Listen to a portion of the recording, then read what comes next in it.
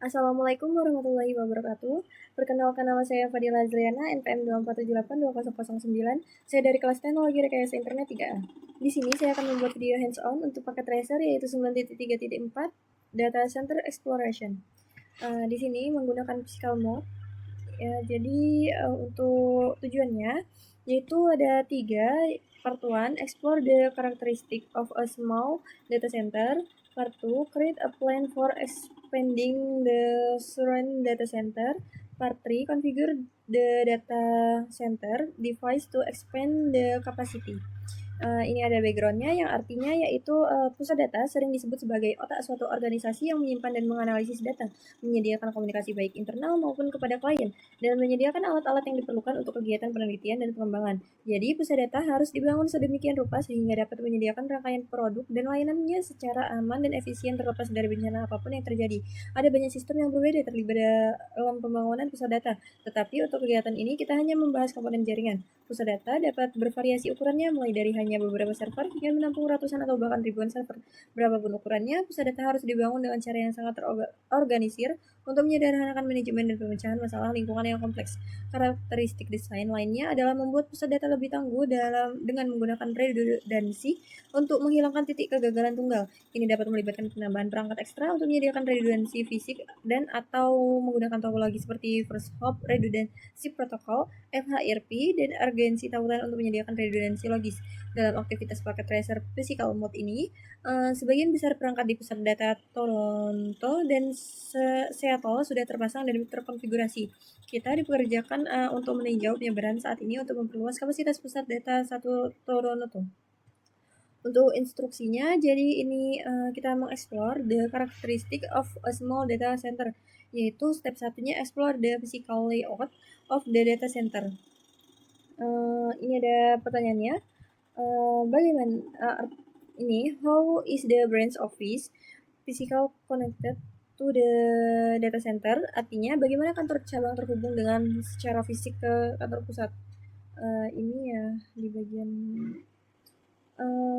mana branch office? Branch office itu yang ini dia. Ini adalah branch office-nya. Kita dapat cek. Nah, di sini kita harus masuk ke kabel. Ini dia. Di bagian sini. Branch. Terus kita lihat ke kabel warna orange. Nah, ini informasi detailnya. Oh, ini dia nih. Orange. Jadi di pusat data ini kantor cabang di Winnipeg terhubung ke pusat data Seattle dan Toronto. Ini ya.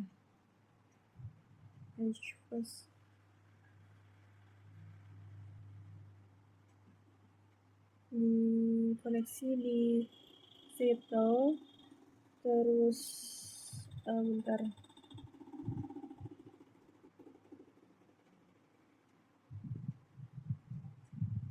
Edge router multi. Jadi ini kantor pusat cabang di Winnipeg ini terhubung ke pusat data di Seattle dan Toronto melalui tautan fiber redundant secara fisik. Jadi di sini ada edge router ya ini.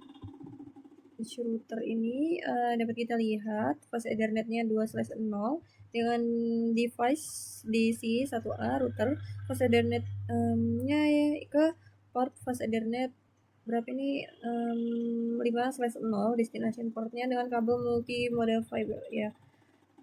Ini ke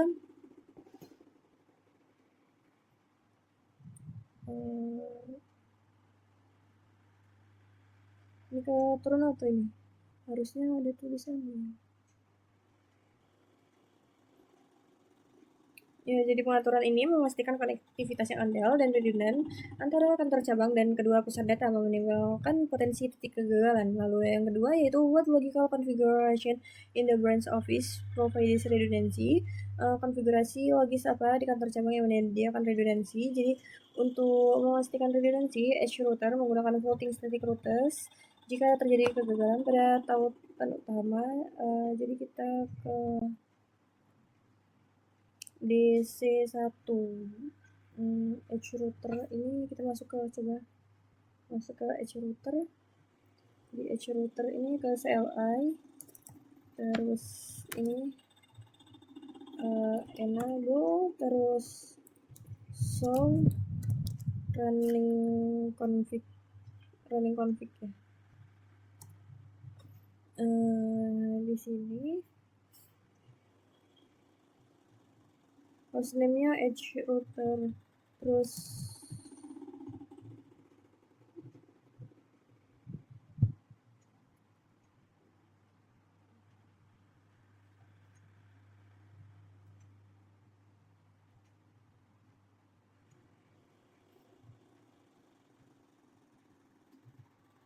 sebentar.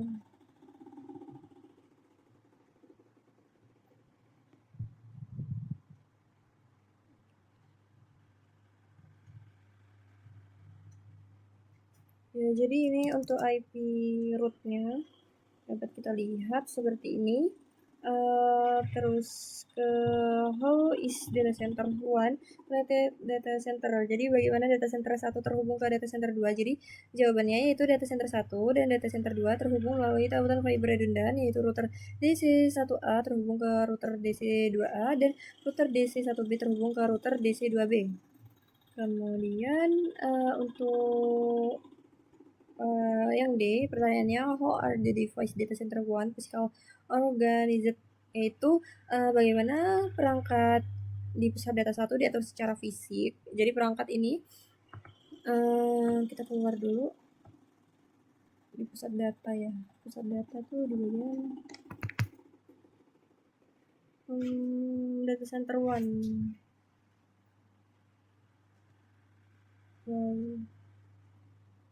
Jadi ya jawabannya itu perangkat itu diatur dengan cara yang sangat logis ke dalam rak redundan, sehingga jika ada rak yang gagal, rak redundan dapat mengkompensasinya. Sebagai salah satu desain utama dari pusat data adalah standarisasi tata letak peralatan, sehingga kita memiliki fleksibilitas dan tidak dibatasi oleh tata letak peralatan. Ini gimana ya? Ini kok nggak bisa di perbesar. Ini besar, ini ngecilinnya gimana ngecilinnya?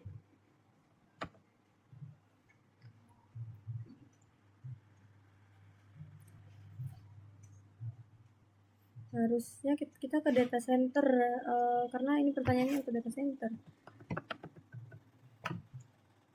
Sebentar, ini gimana ya?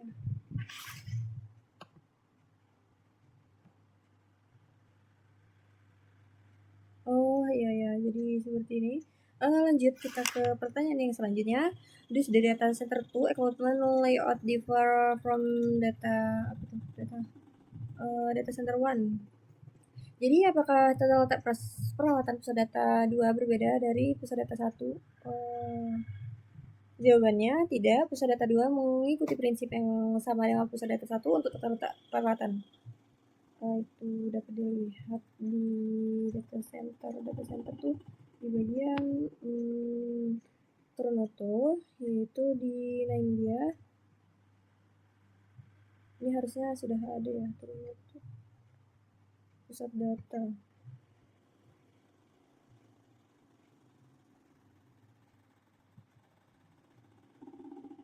Di sini. Nah ini data center 1. Nah ini banyak switch-nya yang dapat kita lihat. Terus kita buka.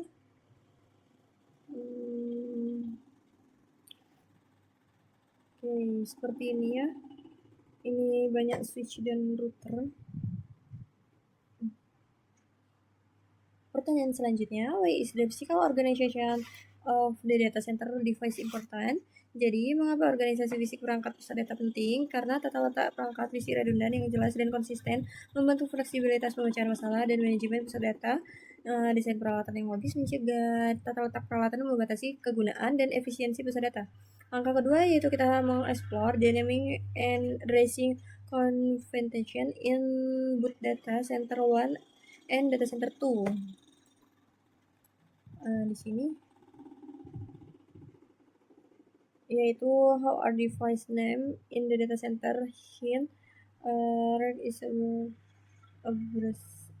abbreviated as R and server is abbreviated as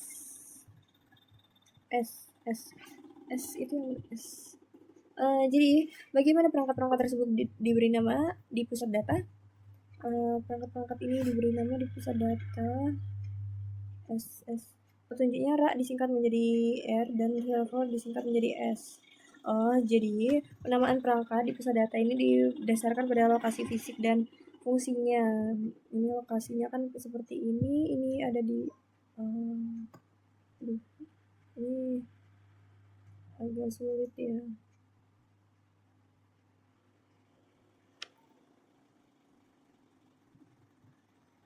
Nah, gini.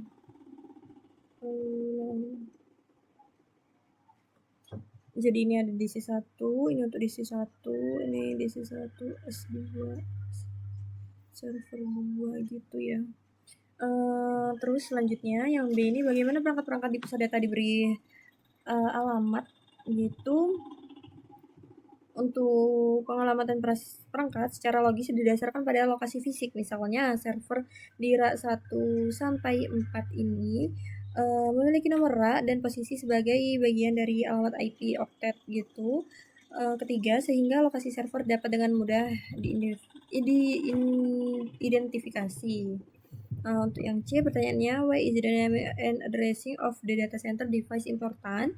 Mengapa penamaan dan pengalamatan perangkat pusat data itu penting? Karena fleksibilitas pemecahan masalah dan manajemen pusat data ditingkatkan oleh letak logis, nama, dan alamat perangkat serta penempatan fisik perangkat. Skema penamaan dan pengalamatan logis memungkinkan pertumbuhan di masa mendatang dan tidak membatasi fleksibilitas pusat data secara berlebihan. Untuk step yang ketiga yaitu explore data center redundant layer 2 technology. Jadi kita akan menjelajahi teknologi redundansi layer 2 pusat data. Kita akan memeriksa D1 R0A dan switch B ya ini. Next semua ini di navigate to the data center 1 server room in Toronto. Ini kita sudah di data center 1 server room di Toronto. From rack 1 klik DC1 R0 switch A. Ini DC1 kita klik yang mana ya? DC1 rack 0 klik DC1 R0 switch A itu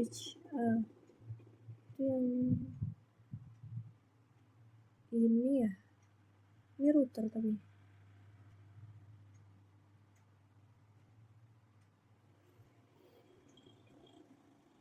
master switch. Ini dia, ini atau ini ya, saya perbesar. Dan DC1 ini window.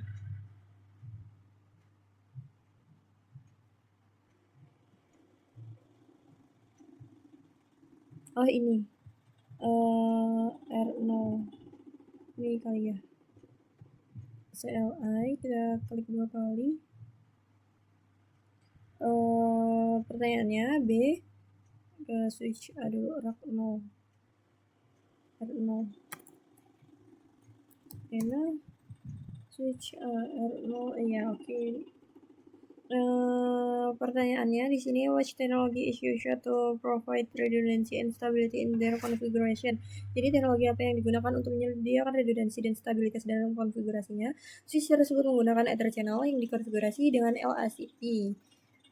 Dapat kita lihat untuk ininya show Ether channel. Coba show Ether channel, enter. Nah, ini ya LACP. Lalu yang C ini pertanyaannya, what is purpose of this technology? Apa tujuan dari teknologi ini? Teknologi ini memungkinkan beberapa tautan fisik untuk fungsi bersama sebagai terang logis. Ini menggabungkan bandwidth tautan tetapi juga menyediakan redundansi jika salah satu tautan fisik mengalami kegagalan. Yang D, what is the total bandwidth over port channel? Bandwidth-nya dapat kita lihat di so interface port ini kan channel 1 ya, per channel 1 enter. Nah, di sini yaitu ini ya, bandwidth-nya 200.000 bandwidth, KBIT. Jadi Ether channel ini menggabungkan beberapa tautan fisik dalam saluran logis. Dalam hal ini, tautannya yaitu 100 MB per second digabungkan menjadi bundle Ether channel 200 MB per second. Yang what will happen if the fast Ethernet 0/1 port on DC1 R0 switch fails and why? Jadi yang ini apa yang akan terjadi jika port fast Ethernet 0/1 di switch DC1 router 0 ini mengalami kegagalan dan mengapa? Jika port fast Ethernet 0/1 pada switch DC1R0A mengalami kegagalan, koneksi ke switch master DC1A akan tetap aktif menggunakan tautan lain dalam bundle F0/2 pada switch DC1R0A. Jadi di sini masih menjelajahi semua. Jadi karena di sini hanya menjawab pertanyaan saja.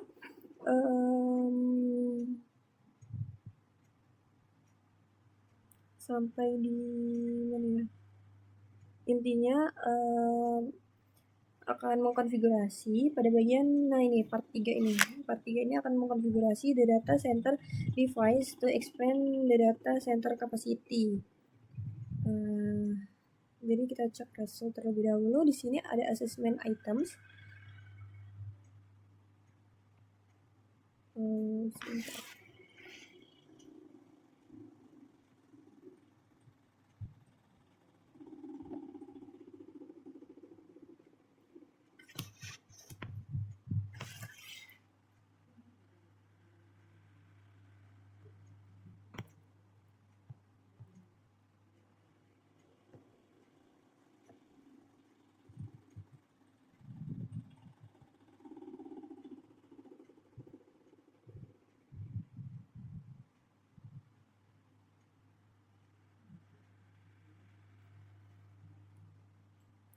Di sini kita ke rak DC1 use ini install the required equipment in rak 5.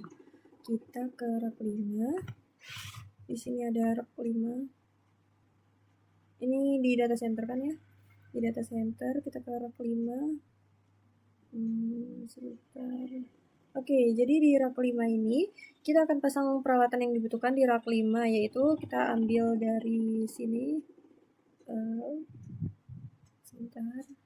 Ini agak sulit. Top rak 5, klik first server rak 5. Kita ambil yang bagian mana ya? Nah, oke. Aduh, ini tidak merespon. Jadi klik first server rak 5 under modus. Bentar. Kita ke rak 5. Kita di sini ambil bagian switch. Username PT. Itu yang mana? Kita ambil dari sini. Switch 1 kita pindahkan ke rak 5.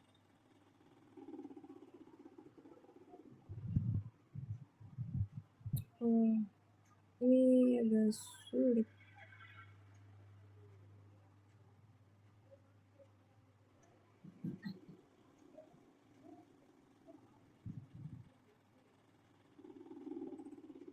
Ya, jadi ini diletakkan di sini.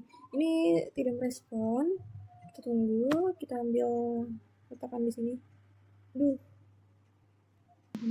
Oke, baik, di sini saya menggunakan PC karena laptop saya tidak kuat gitu. Jadi kalau di laptop mengerjakannya sulit karena terlalu lama. Jadi saya di sini menggunakan PC. Lalu lanjut yaitu buka data center. Jadi di data center ini kita ke rack yang kelima. Jadi di rack yang kelima kita gunakan switch. Lalu kita letakkan dua switch di rack 5. Kita switching terlebih dahulu. Nah, ini saja menggunakan PC masih agak sulit.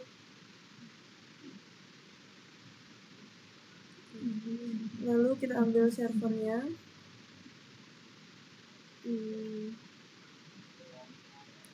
Letakkan di rack 5 juga. Ini servernya ada 6. Letakkan terlebih dahulu. Jadi di part 3 ini ya kita akan mengkonfigurasi device-nya yang ada di rack 5.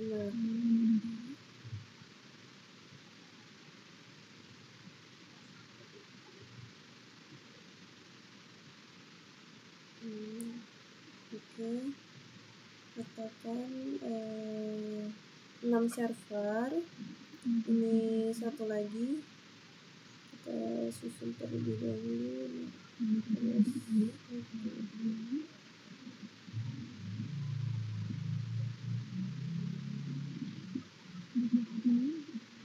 Jika sudah seperti ini, kita ambil port, kita masukkan interface PT host itu tadi, terus namanya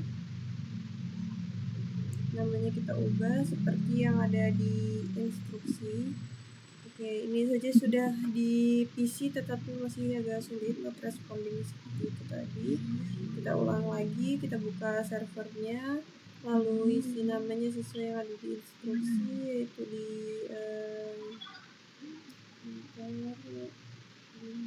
atas ini. Nah, di step 2 ini bukan di step 1 ya. Ini display name DC1 R5S, ini sesuai servernya. Ini kan karena pada bagian atas, jadi kita memberi namanya urutan dari atas sampai bawah. Copy saja, lalu isi yaitu DC1 min R5S1. Itu terlebih dahulu satu.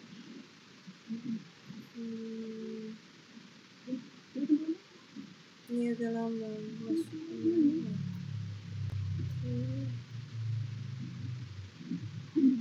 Lalu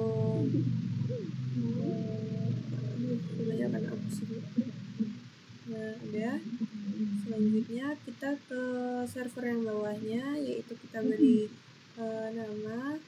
Ini kan ulangi langkah 1C, yaitu di sini 1C memberi interface PT hostname ini, terus ke dalam slot yang tersedia dan hidupkan daya untuk servernya. Jadi jangan lupa dihidupkan dayanya, lalu kita beri namanya ini display name, yaitu karena ini yang di bawahnya jadi DC1 R5S2.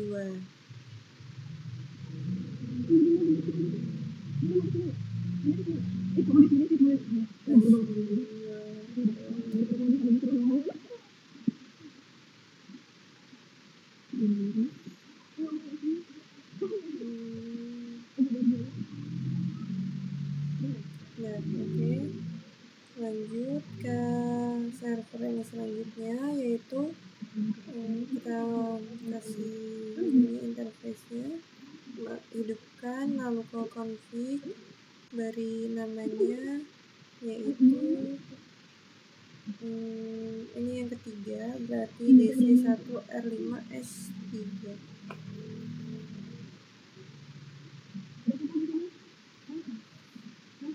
S3.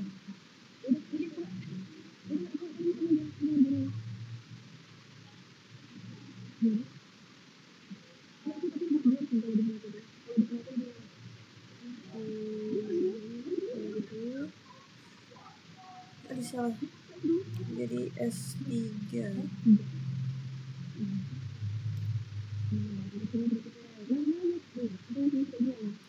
Lalu selanjutnya yaitu kita masukkan portnya lagi PT hostnet ini, lalu ke hidupkan, ke config, kita beri namanya yaitu selanjutnya ini S4 berarti DC1 R5 S4.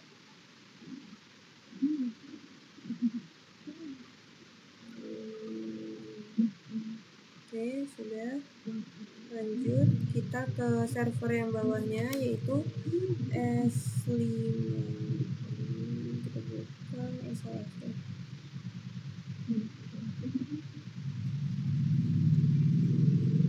Sebentar, saya susun terlebih dahulu agar tulisannya terlihat di sini. Nah, ya sudah. Lalu kita ke sini, masukkan port, lalu dihidupkan, jangan lupa dihidupkan. Di config kita display name, ubah namanya yaitu seperti yang tadi, tetapi ini S5.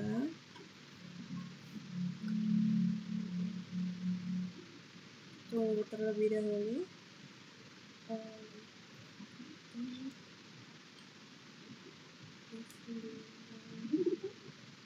Oke, sudah di atasnya ini sudah ya, harusnya kita tunggu terlebih dahulu terlihat di sini.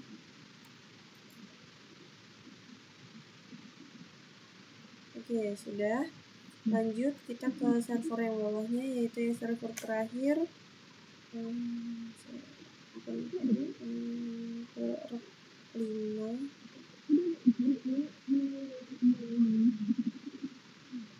Di rack 5 ini masukkan portnya, interface, terus hidupkan, lalu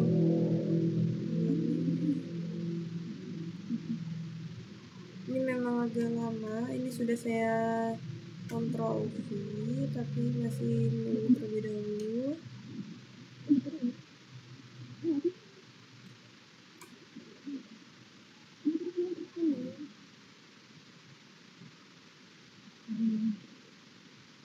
Oke, sudah.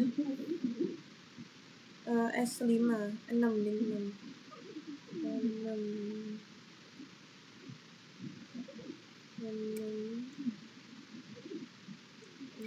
Sudah.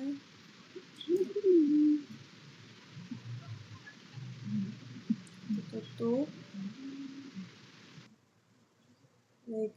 Jadi selanjutnya kita ke step yang kedua yaitu configure IP addressing for the server in rack 5. Di sini ada pertanyaannya yang A yaitu what is the fast Ethernet 0 default gateway and DNS address for all server data center 1? Jawabannya yaitu di sini dapat kita lihat gateway defaultnya yaitu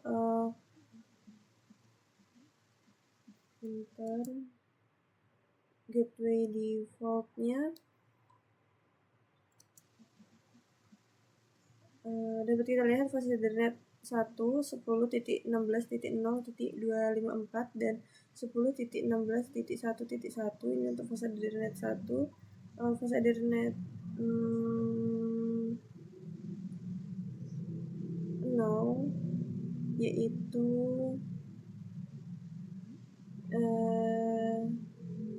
yang tadi ya. Jadi fast Ethernet 0 ini langsung kita isikan untuk semua interface-nya. Jadi untuk semua interface-nya ini sama default gateway-nya yaitu fast Ethernet 0 itu adalah 10.16.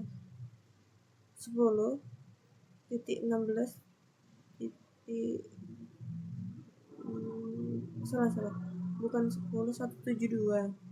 172.16.0.254 dan DNS servernya yaitu DNS server 172.16.1.1. kemudian kita ke fast Ethernet 1 sama seperti yang semuanya kita masukkan IP versi 4-nya terlebih dahulu yaitu 10.16.512.1.1. 255.1.1, terus subnet masknya 255.255.255.0 nya 2 kali ya, 255 nya 2. Terus default gateway-nya ini kita ubah menjadi 10.16.0.254. Terus DNS servernya yaitu 10.16.1.1.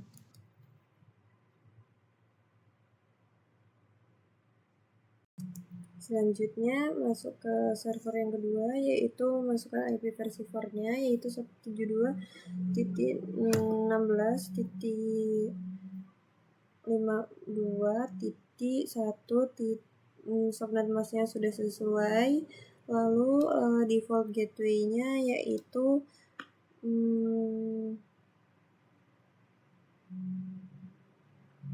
172.16.0.254. Terus DNS servernya yaitu 172.16.1.1. Oke, ke fase Ethernet 1 yaitu IP versi 4-nya 10.16.54.1. Di subnet masknya ini kurang 255. Kemudian default gateway-nya di sini kita ubah oktet satunya yaitu menjadi 10. Jadi default gateway-nya seperti ini. Terus DNS servernya yaitu oktet satunya juga diubah menjadi 10, jadi 10.16.1.1.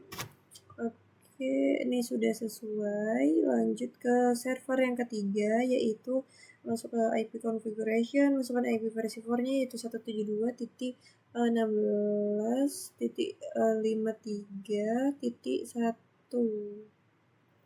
Subnet masknya sudah sesuai. Default gateway-nya yaitu 172.16.0.254. DNS servernya yaitu 172.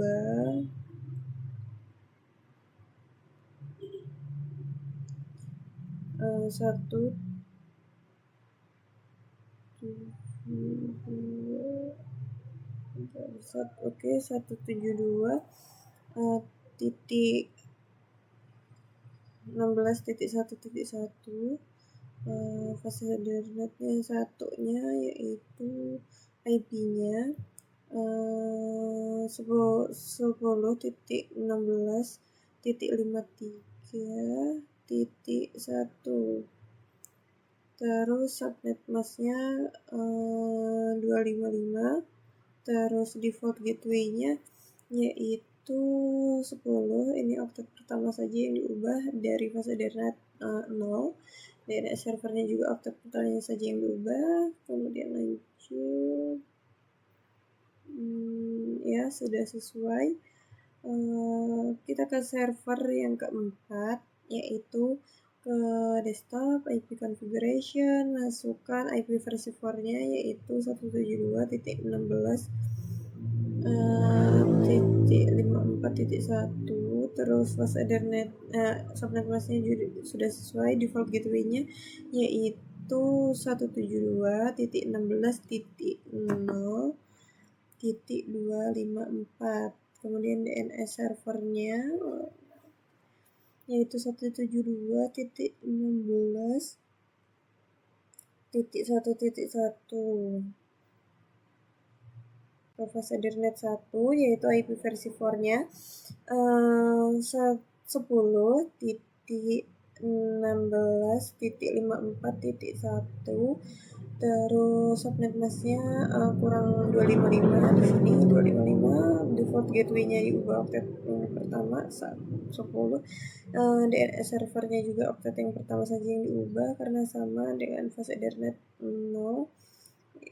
10. Udah. Lanjut kita ke server yang ini sudah sesuai ya.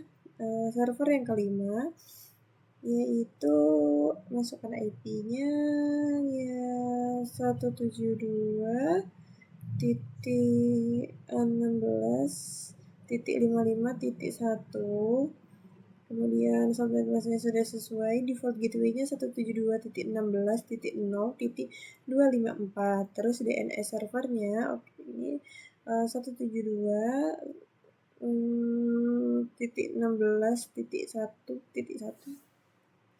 Kita ke fast Ethernet 1.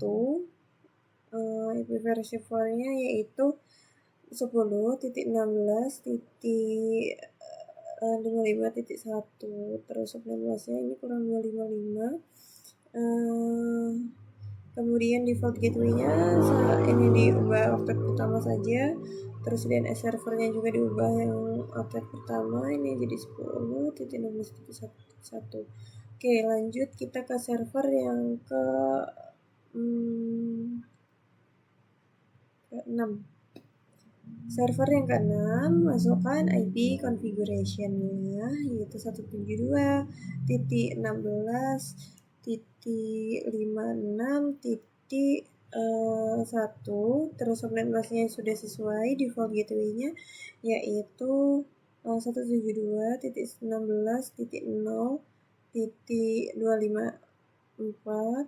Terus DNS servernya 172.16.1.1. Kalau Ethernet 1 kita yaitu IP versi 4-nya 10.16.56.1. subnet masknya ini kurang 255. Terus default gateway-nya ubah pada yang ini 10 jadi 10. DNS servernya juga ubah di oktet pertama saja. Oke, sudah. Sudah sesuai dah. Jika sudah semua, kita ke yang di ini kan dengan menggunakan dokumentasi konfigurasikan pengamatan IP untuk server di rack 5 sudah. Terus pastikan untuk mengkonfigurasi kedua interface, klik server lalu tab konfigurasi, ini juga sudah, yaitu di fast Ethernet 0 dan fast Ethernet 1.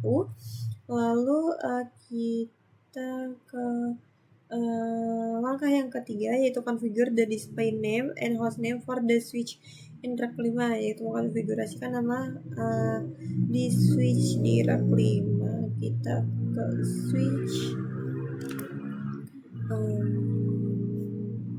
sebentar saya akan zoom terlebih dahulu.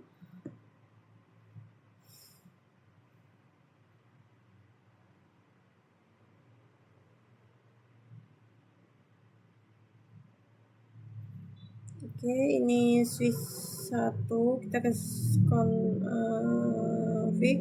konfigurasikan display name-nya yaitu DC1 rack 5 switch A, dan host name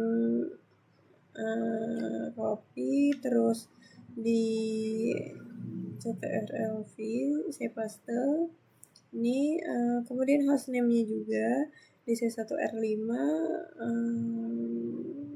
switch A. Kita ke host name, terus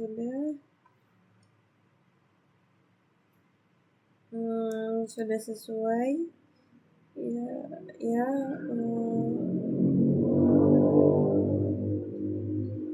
Oke, lanjut ke switch yang B. Kita ke config, host name-nya diubah, ini switch B. Terus display name, ini display name-nya yaitu DC1 rack 5 switch B. Copy, masuk ke switch yang ini kedua, ubah display name-nya.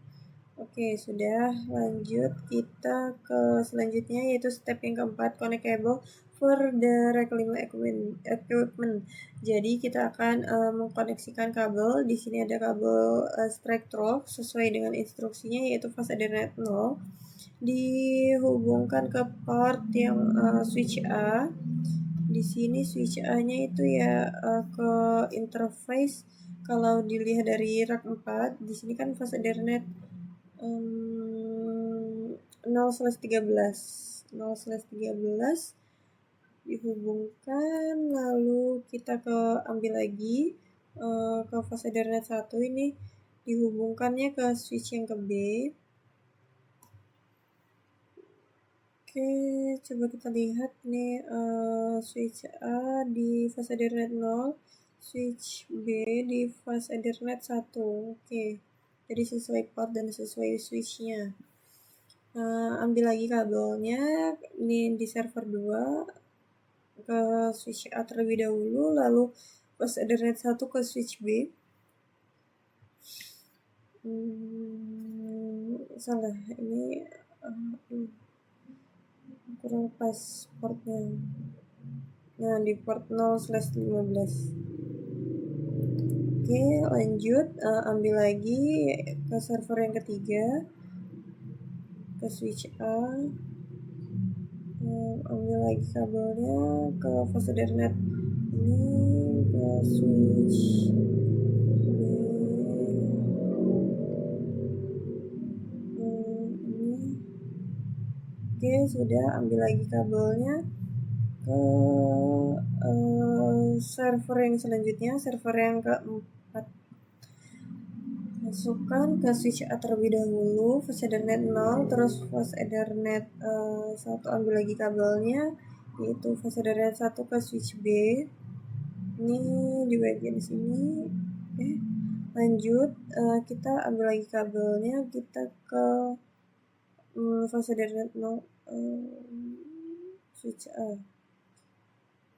Oh, ini belum terhubung di switch. Ini switch berapa? Switch sebentar.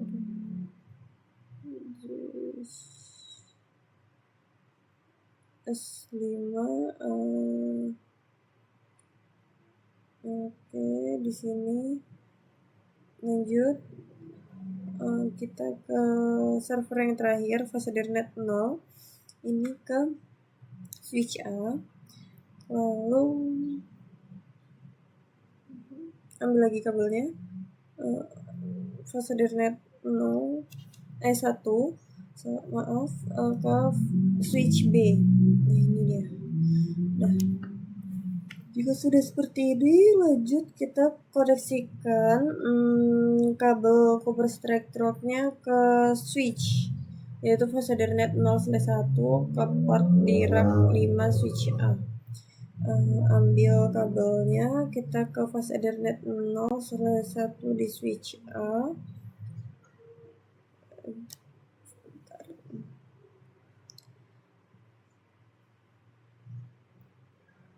Switch A, ini dia. Ke mana ini? Ke DC master switch A ya. DC master switch A di port 0,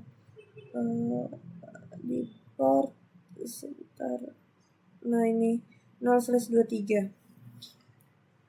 Kemudian kita ambil lagi kabelnya, lalu kita letakkan di fast Ethernet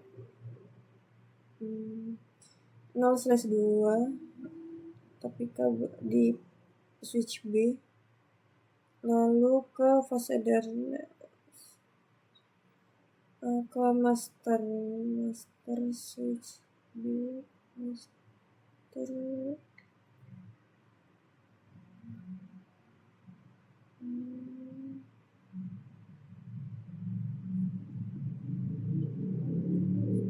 Berarti kita ke master switch B, switch A harusnya di 0/24, di port 0/24.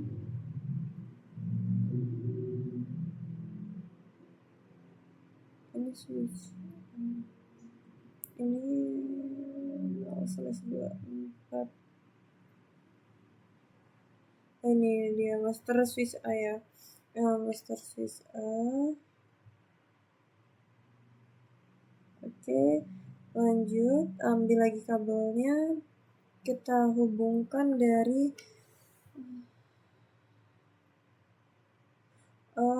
saya salah, tadi tuh harusnya switch A dulu, barusan switch B. Ya kan, switch A terlebih dahulu, lalu setelah itu kita barusan ke switch B. Oke, ambil kabelnya, switch B. Ini di fast Ethernet 0/1. letakkan di sini, lalu kita ke switch master B, ini ke fase dernet 0/23, terus ambil lagi, kabelnya hilang, habis ya. Kalau di sini nggak ada, di bawah sini nggak ada. Terus gimana ya?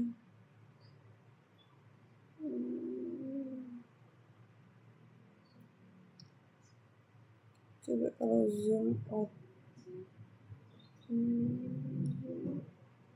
nggak ada lagi kabel copper stripe threadnya.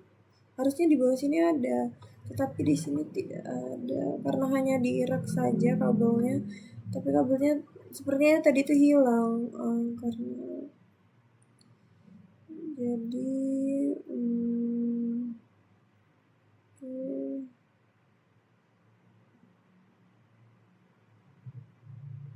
kalau kabel konsol nggak bisa, kabel konsol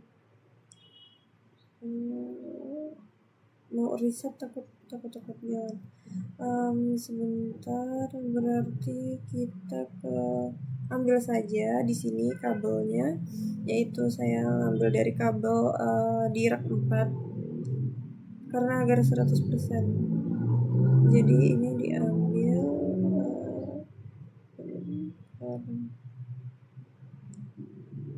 switch 3 0/12 ini sudah benar, tapi harusnya ke master.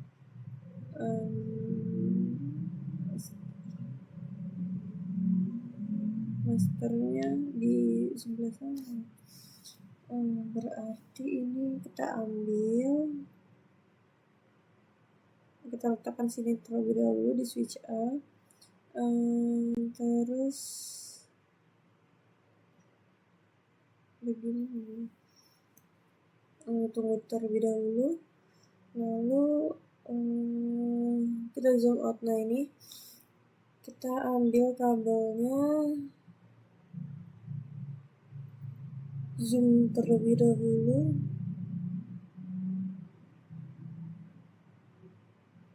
Nah di sini harusnya di master switch B.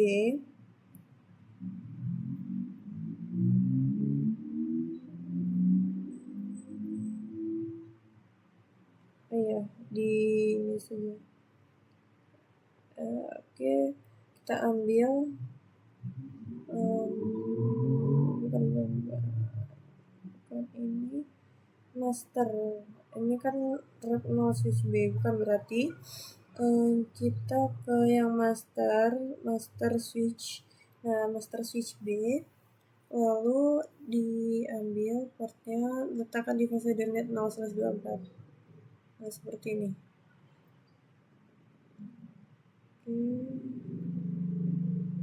Seharusnya sudah bisa ya. Sudah, lalu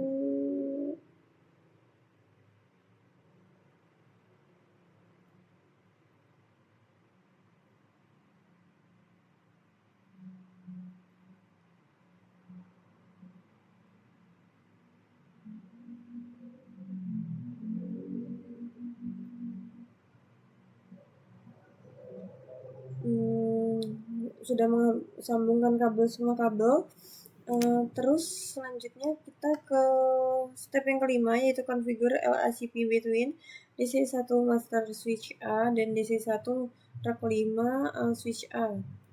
Jadi di sini kita ke switch, kita akan mengkonfigurasikan switch, tetapi ini master ya, master switch A. Berarti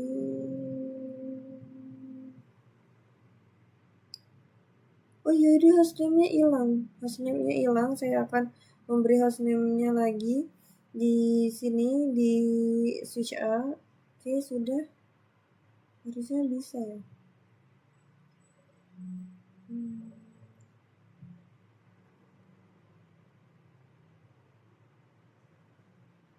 Nah, Ternyata di switch B juga hostname-nya tadi yang sudah kita beri tidak tersimpan, jadi saya copy lagi, saya masukkan hostname-nya.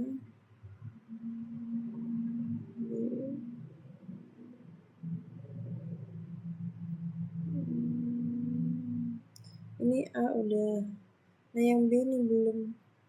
Oh, dia karena sepertinya ada harus di seperti ini. Kalau manual, bentar. Oh iya, sebentar.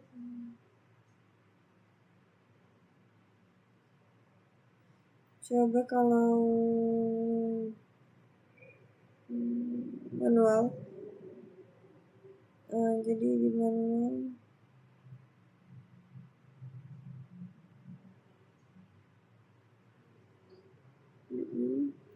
Ini kita konfigurasikan dulu ke master switch A, yaitu seperti yang ada di instruksinya, yaitu masuk ke interface fase Ethernet 0/23 sampai 24, lalu switch port mode terang, lalu selanjutnya switch port terang native, switch port terang native VLAN. Oke, enter. Salah.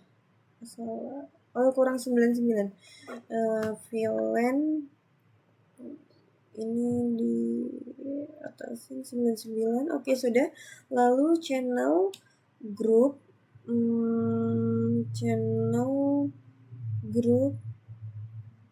mode aktif.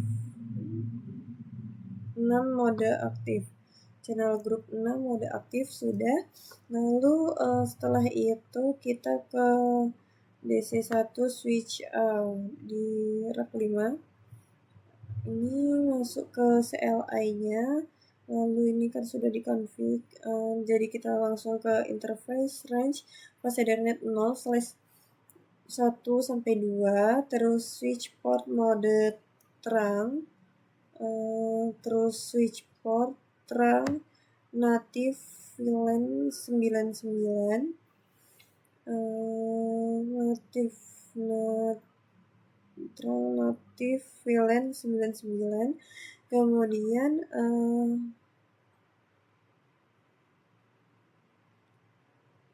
channel group 6 mode aktif. Channel group 1 mode aktif sudah. Selanjutnya kita konfigurasikan juga di master switch B ke CLI, lalu kita ke ini enable configure terminal, lalu masukkan interface range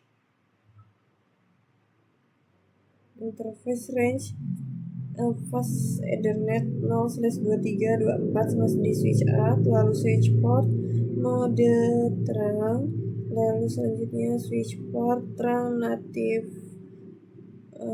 switch port terang native VLAN 99, lalu channel group 6 mode kurang ini, channel group 6 mode aktif. Lalu no shutdown. Oh iya tadi berarti di switch A belum. Kita buka switch A, di master switch A ini kita no shutdown sudah. Lalu di switch A di rack 5 juga ini harusnya no shutdown. Oke, selanjutnya kita ke rack 5 switch B.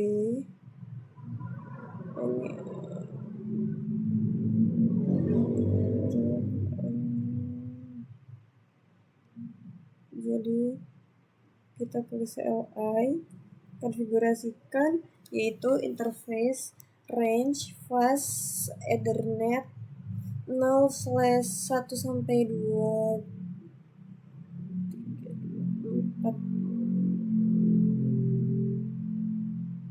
salah 1 sampai 2